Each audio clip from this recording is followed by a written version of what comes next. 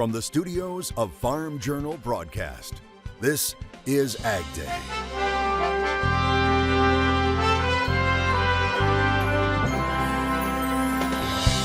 A real fast talker. Meet a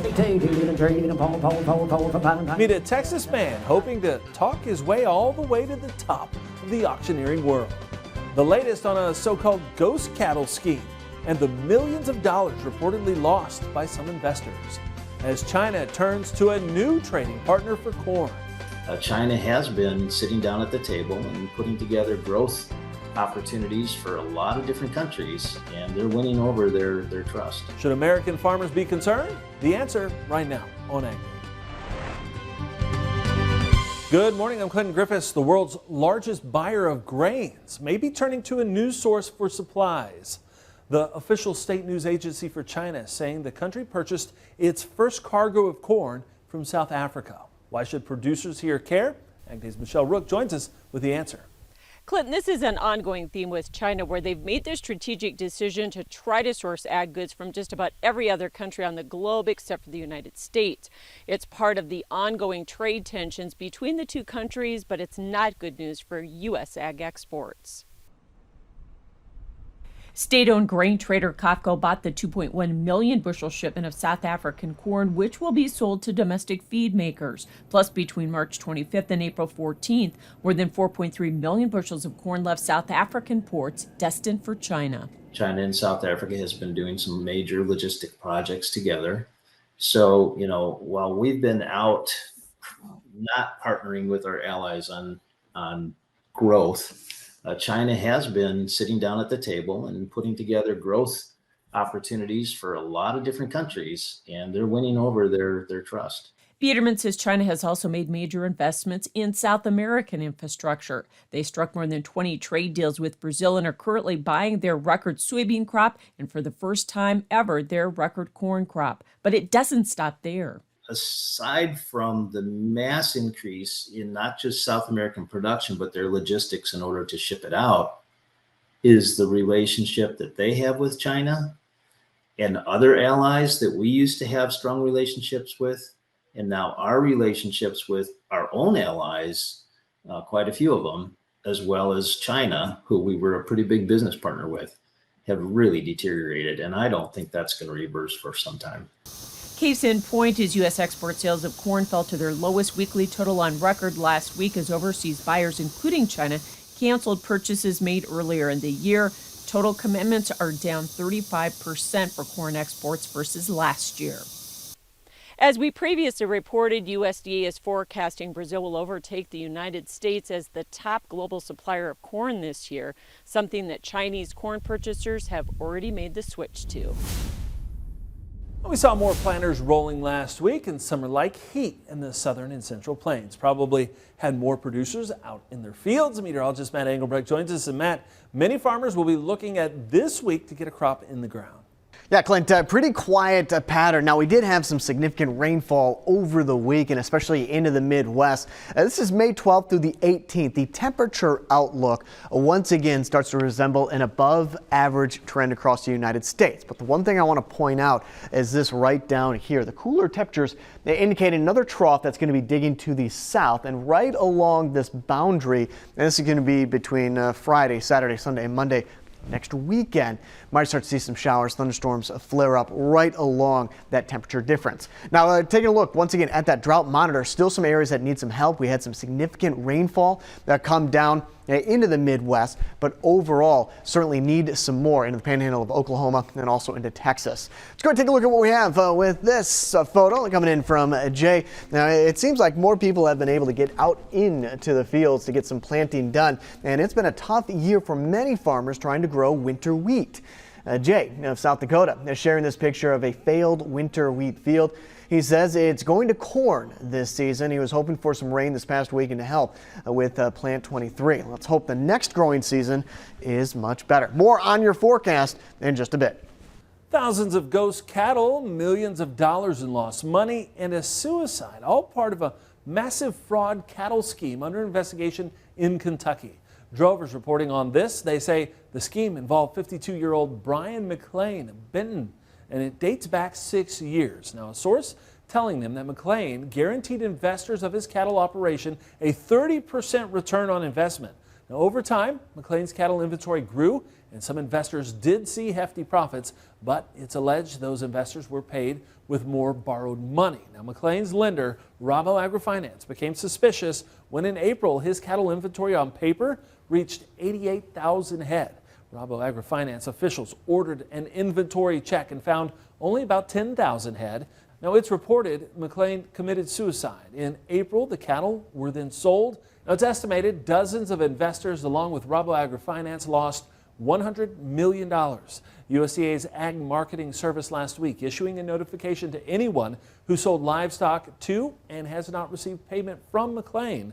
The agency asking people to file dealer trust claims. A judge is siding with an Iowa landowner in a battle over property rights. The judge ruling a state law that gives surveyors the right of entry to private property is unconstitutional. The judge saying the law doesn't provide just compensation for certain damages to landowners for their loss of the right to deny entry. Pipeline company Navigator CO2 Ventures had filed a lawsuit against Sioux Rapid landowner Martin Koenig. It sued last August after it says its surveyors were denied entry twice by Koenig to his farmland that is in the path of its proposed liquid carbon dioxide pipeline. Now, you see the proposed path of that pipeline on this map. It would go through 5 states carrying carbon dioxide from ethanol and fertilizer processors to a location in Illinois. Navigator says it will appeal the ruling. And an update on a proposal that generated a great deal of controversy, a plan by a Chinese firm to build a wet corn milling plant about 12 miles from an Air Force base in Grand Forks, North Dakota. Several political leaders raised questions about the possible security risks. The Treasury Department's Office of Investment Security is now proposing a new rule. It would require foreign citizens and companies to get government approval to buy property within 100 miles of 8 military bases, including the one in Grand Forks. Plans to build the facility were eventually dropped after the Air Force said the plant would pose a significant threat to national security. Fufeng makes products for animal nutrition along with the food and beverage industry. It has denied the plant would be used for espionage. Plenty of green on the board to end last week. Despite some bearish news, we'll see what we should be watching this week, the second week of May. And later, this Texas caller is looking for bright lights and a global stage as he pursues the title of World's Best Auctioneer. His story in the country.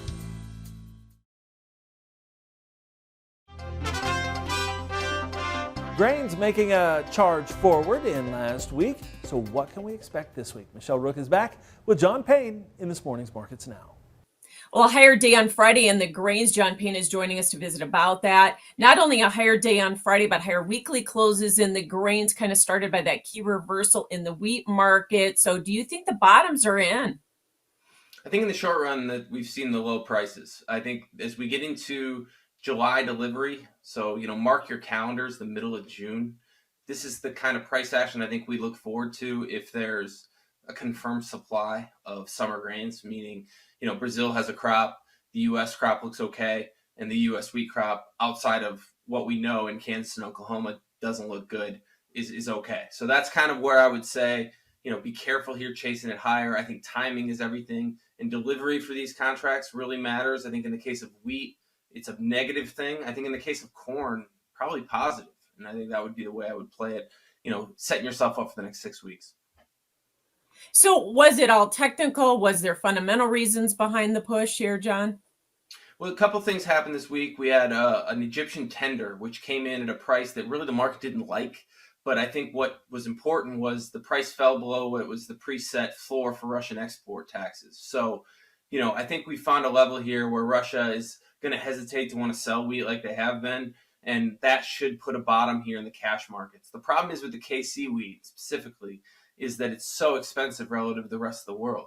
So while I can point towards a million pictures out there today, especially with the crop tour going on over the weekend, that you have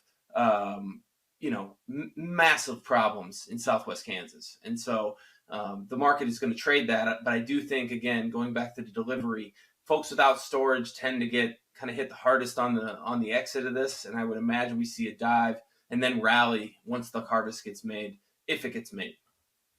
All right, and corn and beans you think can build on this as well? I do. I think corn's got a lot going for it. Specifically, we saw some news this week out of Brazil about the next year's safrinha crop.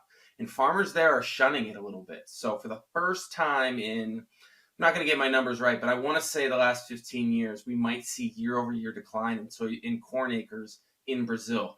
That's an important thing to focus on long-term. All right. Well, some good news finally for the grain farmers. Thanks so much for joining us. John Payne with HedgePoint Global Markets, and our full analysis at our Markets Now podcast. We'll have more Ag Day coming out. To find John's newsletter, This Week in Grain and Oilseeds, head over to www.thisweekingrain.com.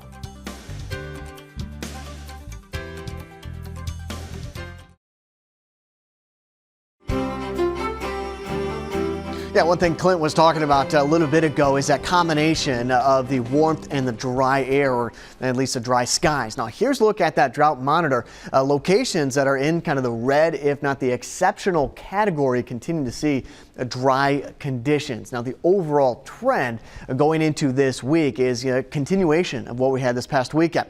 There are going to be some areas, specifically into the Midwest, where rain will continue to come through, but it's not a large system like what we had going all the way back the last 10 days or so with that upper level low. The one thing I do want to take a look at now, this is Monday at 8 a.m. The wind gusts. So where you're seeing the strongest wind gusts is also where we're not seeing much in the way of rainfall. That could start to change as we get deeper into the work week and the weekend, especially back out here towards the west. That's where that next trough or that cutoff low is set to develop, and on the outskirts of it, that dividing line between the warm and the cold air is where those winds will start to increase. So let's go talk about that as we get into your Monday, Tuesday, and Wednesday of next week. Temperatures will continue to surge above average for 2/3 of the United States, and as we look towards our Wednesday, Thursday, and Friday, it's this piece of energy right here on the west coast that'll cut off, drop down to the south, and bring us a chance not only of some rain, but some cooler temperatures as well. So remember, into next weekend, that pocket of cooler air is going to be situated right under this cutoff low, or this trough that's developing. In between the trough and the ridge is where we could start to see some relief from that drought in portions of Texas, Oklahoma, Dakotas, Nebraska, even into Missouri, with this kind of relationship right against that saddle point that we talked about last week. Again, there's that jet stream coming up for your Tuesday. As we look towards the temperature outlook, May 10th through the 14th, you see that ridge of high pressure surging that warm air, but that cooler air starting to show up in the bottom left-hand corner of your screen. Independence, partly cloudy, high around 88 degrees, low of 60. Cedar City, sunny, high about 68, low of 42 degrees in Utah. Hattiesburg, Mississippi, got some evening thunderstorms, high around 85 degrees. Now here's something strange. A massive mound of pasta just found along a creek bed in Old Bridge, New Jersey. But a local resident who posted the pasta pic says it's no laughing matter because the township doesn't have bulk garbage pickup. So she says people have started illegally dumping large trash items in the woods to get rid of them. But some good news with this pasta predicament. It's been cleaned up by the township. One person calling it Mission Impossible. Got equipment to sell privately but tired of scams and hassles? Visit MachineryPete.com and click Sell Mine. MachineryPete.com, the simple and secure way to buy and sell equipment online.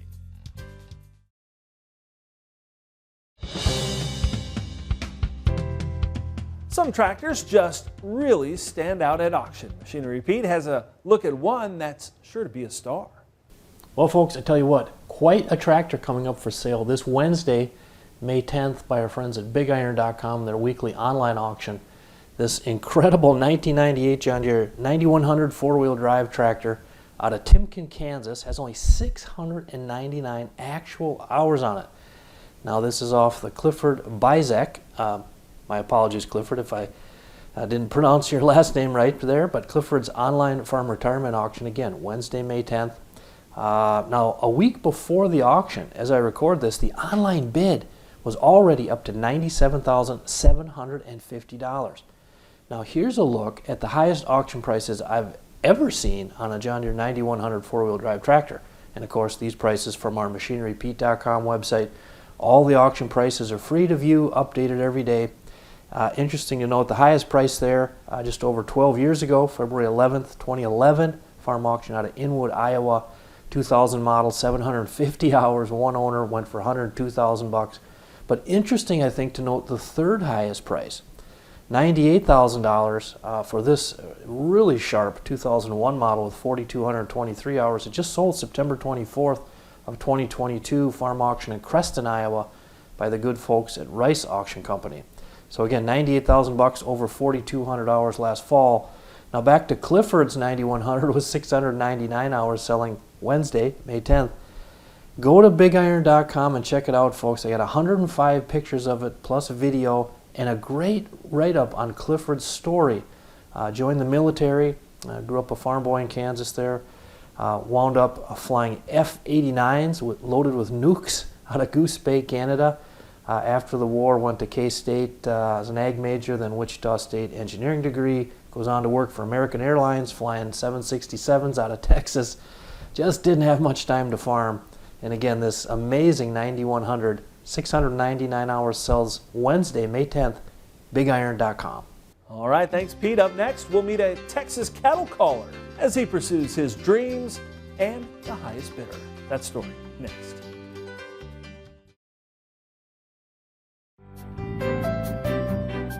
In the Country on Ag Day is brought to you by Pivot Bio. What if you had the nitrogen you need already on seed? Pivot Bio is the first company to apply nitrogen on seed. The nitrogen you need, now on seed, from Pivot Bio. Learn more at pivotbio.com. A fast-talking auctioneer from Texas is making a bid for the World Auctioneer title. Andy Baumeister is living his dream, carrying on a Western tradition every week at the Lampasas Cattle Auction. The Texas Farm Bureau shares his story with us. It's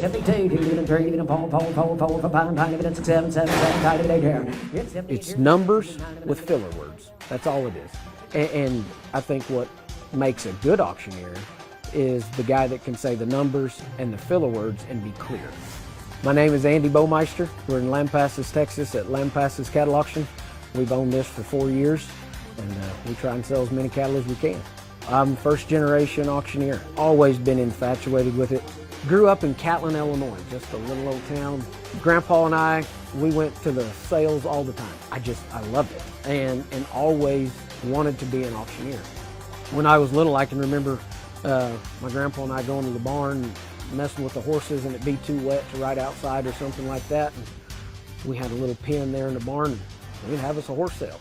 He'd sit up on the fence and auctioneer and I'd lead it around and then we'd take turns. I'd get up and auctioneer and that started from, little bitty. The first time I sold was when I was 12 at the local horse sale up there in Danville, Illinois, and I sold a saddle rack and it brought $18. I'll never forget that. When I was 21, went to auctioneer school. I had steady jobs, I guess. Probably started in about 2011, started selling at a few barns, and then now we've bought this barn here. So, been here 4 years.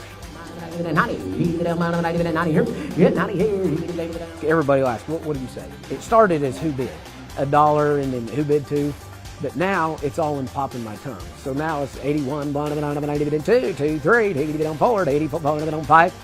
Doesn't really sound like who bid anymore. It's all in just popping my tongue in a rhythm and keeping that rhythm, and that's what keeps things going. I think a lot of people think, well, they mumble their words so they can get more money without the buyer knowing or something, and that's not it. We talk so fast because we want to keep interest. It can get boring. $1, would you give me $2? No, we got to keep this thing upbeat and keep things aggressive. So that's why they do go to talking fast and keep things rolling and keep an upbeat pace for the competition. It's true price discovery, and competitive bidding is what makes things bring the most money. So you get two people wanting the same item and you get them fighting over it, that's what you're going for. It's just a great feeling. I mean, I'm sure it's the same as a rock star when they go out on the stage and they go to singing. That's just, they love to sing. I love the auctioneer. The rapid chant, the competitive bidding, the true price discovery. That's kind of been the biggest thing for me, is how much can I make this thing bring? No matter if it's a $5 T-post or a $50,000 tractor, how much can we make it bring today? Now the championship, it takes place next month in Florida. And our thanks to the Texas Farm Bureau for sharing that story with us. And that's all the time we have this morning. We're sure glad you tuned in. From all of us here at AgDay, I'm Clinton Griffiths. Have a great week out in farm.